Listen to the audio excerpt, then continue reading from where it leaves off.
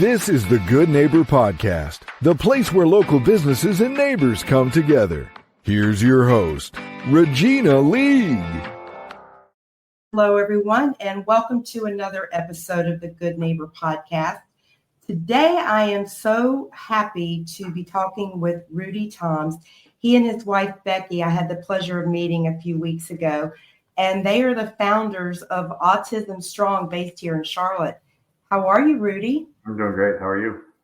Good, good. You have a beautiful family, and I so enjoyed meeting you guys and all your fur babies. My goodness, you have a full household, a busy household. We sure do. Yeah. Yeah. Well, let's get started and dive into Autism Strong. And let's start with, what is your why? Yeah, I never woke up one day and said, hey, I want to run a nonprofit. That wasn't in my life plan. And it also wasn't in my life plan to have a son with severe nonverbal autism. Both of them just happened. And they happened, obviously, with Landon being diagnosed. Now it's going back almost 16 years ago. Wow. So it's been a while. And for a long time, I questioned why my son?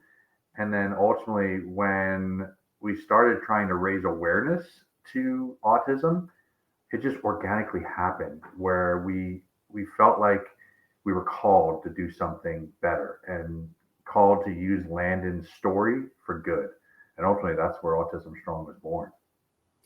Well, your website has just an amazing video, so heartfelt, and the journey, and it's super amazing what you guys are doing. So share with us what the mission of the foundation is and what you guys actually provide. Yeah, great question.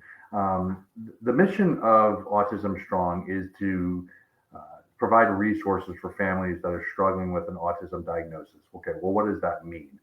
A lot of big national nonprofits serve more of a long-term planning purpose, where they might put a lot of their money into research, which is great, and it's important as we look at research and finding what's causing autism, helping look at long-term planning for autism, where our foundation meets families where they are today. So what does that actually mean? A lot of families are struggling with paying for their copays, paying for things like OT, occupational therapy, speech therapy, PT, or ABA therapy, which is applied behavioral analysis, which is the most intense autism therapy. They have to choose between paying their power bill or getting their child therapy. So we actually financially help those families through our scholarship programs. That's where about 70% of our money goes directly into paying for therapy for children. We don't ever pay the families directly. We pay the therapy centers on behalf of the families.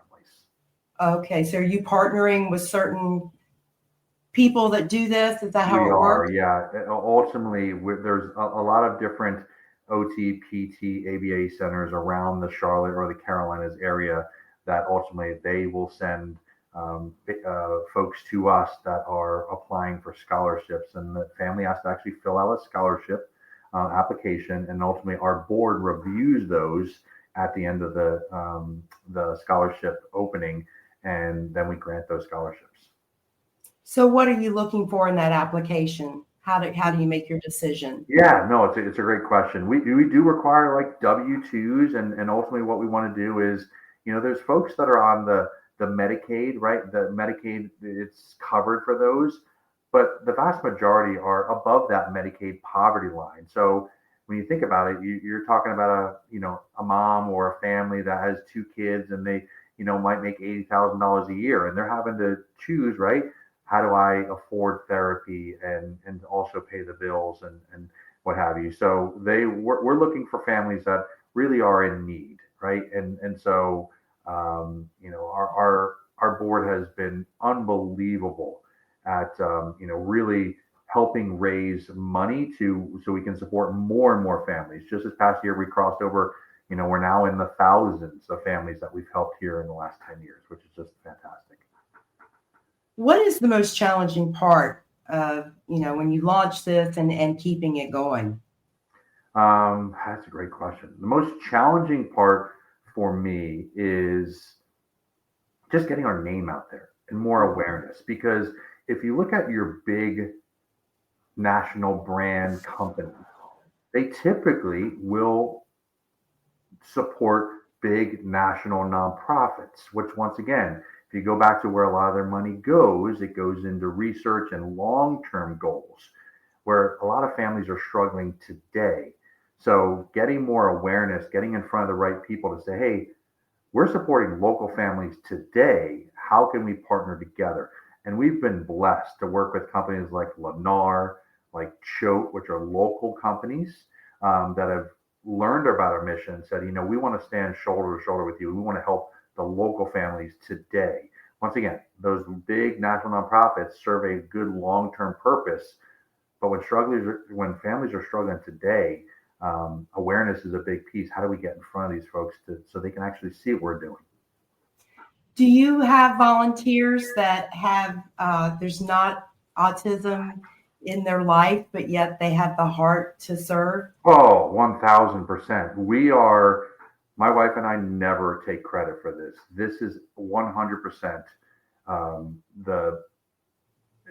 we've been successful due to folks that have come along shoulder to shoulder with us on this journey that may not even have a child with autism. They just love what we're doing, love our mission. And I mean, I can't tell you the countless number of volunteers that have, whether they've been just a volunteer or they served on our board, that may not even have a personal connection to autism, but they love what we do. And they love that they can see it in local families. They love that they get to see the local families and see the impact or hear the impact at a gala or what have you. So absolutely, we have been blessed to be surrounded by such amazing people. So talk about some of the fundraising events that you guys offer and run. Yeah, for sure. We started off with just a CrossFit event. It was called AMRAP for Autism, which for those that are not in CrossFit, which means as many reps as possible.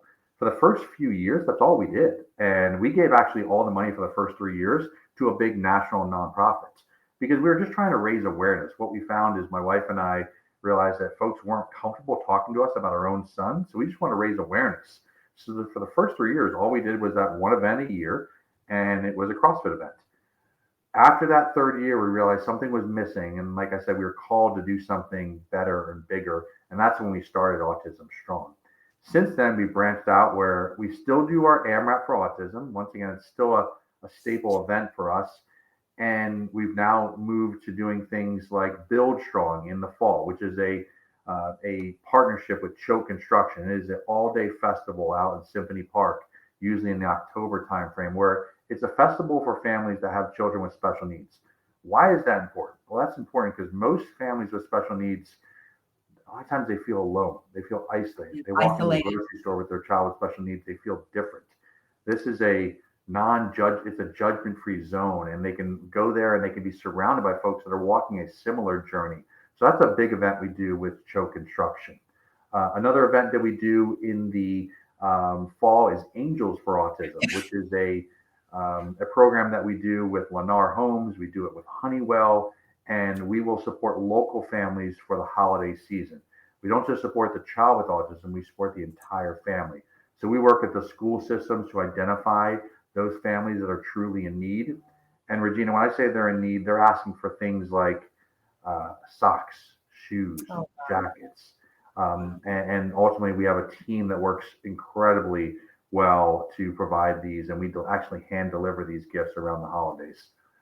And then another big event that we do is our gala. So this past, about a few weeks ago, we did our 4th annual Hope Strong Gala. It's a blue tie event for autism, blue signifying autism. And that is a great event. And it's exactly what you expect from a gala where you have live auction, silent auction, just a room full of people with their hearts wide open. We had 750 people in attendance just a few weeks ago.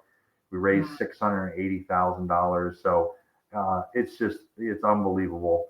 And then we do a lot of smaller events. So Connect Strong was one we just did a couple weeks ago. It was more of an informational conference setting for families that are struggling with the diagnosis, need resources. So vendors come to share, about whether it's therapy, whether it's about financial planning, whether it's about navigating the school system and the IEP. So that program was just last weekend. So there's a lot of things that we do, not only just on the fundraising side, but also on the educational and the resource side. Yeah. So Landon is 17 now. He is. He turned 17 a couple weeks ago. Lord knows. Wow, I know. And you started the foundation when? In 2016 is when we got our IRS 501c3. We actually started in 2014 with those few events that we gave all the money to a larger national nonprofit, but we got accredited by the IRS with our own 501c3 in 2016. So it's crazy. It's been less than 10 years. And in less than 10 years, we have raised over $5 million for the local community. That's incredible. But what have you seen as far as awareness in autism in Landon and your journey? And then since the foundation, I think, all of us are way more aware now. Talk about that a bit. Yeah. I mean, when Landon was diagnosed, I didn't know anything about autism. I didn't know anybody with autism. And I think there has been, over the past, 10 to 15 years, much more awareness. Now, the diagnosis rate has gotten, significantly worse, meaning we're now on 1 in 36 children have a diagnosis with autism in the U.S., 1 in 36. So think about that. Think about a classroom size. Wow. But when we were growing up, right, you didn't hear about it, right? You might have a special needs classroom. So the diagnosis has gotten wider, but also there's something going on that is causing more children to be diagnosed. And I do know there's a lot of folks that are looking into that because there is so much more awareness to it, which is great. And that's where that long term and some of those things are really, really important to help us understand what is actually going on. Yeah, I mean, you're right. I didn't even know it existed and really didn't understand it. So what you guys are doing is amazing. What is the most rewarding part of you and Becky's journey with this foundation? Yeah, I love this question because, as I alluded to earlier, for a long time, both Beck and we walk in our faith, and I will tell you, we question why God, why our son. Right. And then the second that I hugged the family of our first scholarship recipient, I remember the father leaned into me. He leaned into my ear and he said, "You saved my family. You saved my marriage." And Oh my. as I was walking away from that, it clicked. I automatically knew why Landon was put in my life. It wasn't so much for us, for Beck and I. It was to share his story to help other families. So that's probably the most gratifying. Is while Landon is nonverbal, meaning he cannot speak, his voice is louder than ever. Oh, I love that. What are some of the misconceptions that you're finding with autism? The biggest misconception is that it's curable. Hey, I can just cure them, no problem. You just do this, and even with insurance companies, there are absolutely children with autism that get better, and that's where that intensive therapy can help them, cope with the things that are going on with them, or they can learn to go from nonverbal to verbal, which is huge, right? And they can grow within their diagnosis, or they outgrow autism is another way that you hear is, oh, well, they'll outgrow it and what have you. Those are pretty misconceptions. And the last one is, when all children with autism are the same, right? The saying is really, when you meet a child with autism, you met one child with autism. They all have a lot of differences to, what they struggle with. And so, some of those misconceptions are where the awareness comes in, right? And ultimately we help one family at a time, right? With exactly what they're needing. Is it speech? Is it OT? Is it PT? And things of that nature. Right. So amazing. So for our listeners, how far out do you guys reach to help those families? Yeah, we started just in, the Charlotte area, and then we branched out to the surrounding counties. We are now working in the Asheville area. We're working in the Raleigh area. So we are expanding, and that's been also just at the having folks come along for us on the journey. Folks in Asheville that said, hey, raising their hand, say, I want to help. Same thing in Raleigh. Hey, I want to help. I love what you guys are doing. How do we expand this? So currently we're in just North and South Carolina. We obviously do have plans to expand, but we want that to be very organic. One of the things that me as the board president is very focused on is we want the vast majority of the money to go back into the community. So we want to organically grow, but we also don't want to add a whole bunch of staff, because then it dilutes how much is actually getting back into the environment right now, or back in the community. Right now, 94 cents of every dollar that someone gives to us goes right back into the community. 94 cents. There's That's not amazing. a lot of nonprofits that can even come close to that. That is amazing. Well, it is such a pleasure to speak with you, Rudy, and I absolutely loved meeting you, your wife, Alyssa, Landon, and Addison. What a beautiful family. And how many fur babies are in your house? Refresh my memory. Oh God. Total. So we have 5 foster puppies downstairs, a foster mom. We have 6 cats of our own, 2 dogs of our own. So our house is always full of chaos, which I love. Yep. I love the fact that these puppies are kind of learning, and they're being raised around kind of cats, dogs, special needs, a lot of loud noises, right? Stuff like that. So they actually become the best pets because they're really not afraid of anything. And they've been these puppies have been raised around cats, right? And they've been around bigger dogs, and so it's been great. So we have a lot. Well, they're also raised around a lot of love. That's what I noticed. That's for sure. A lot of love. Well, thank you so much. And lastly, how do our listeners find you guys, whether they want to contribute, support, or apply? Yeah. So the easiest way to find us is just autismstrong.org. And that is our website. That is where you'll find applications, whether you want to apply for a grant or a scholarship, or whether you want to get involved with us as a volunteer. You can see all our events listed. I will tell you, if you're thinking about it, say yes, because that is one of the best things to do, is to reach your hand out and help someone that's in need. And we need more volunteers. We get to 94 cents of every dollar going back in the community because we rely on our volunteers to help us. We would not, and I repeat, would not be where we are without our just hundreds of volunteers that have given their time. And so I want to say thank you to them, because we absolutely would not be where we are today. We would not have been able to raise over $5 million to help thousands of families if it wasn't for the volunteers. So autismstrong.org is the best way to get a hold of us. Rudy, thank you so much for joining us today. You bet. Thanks, Regina.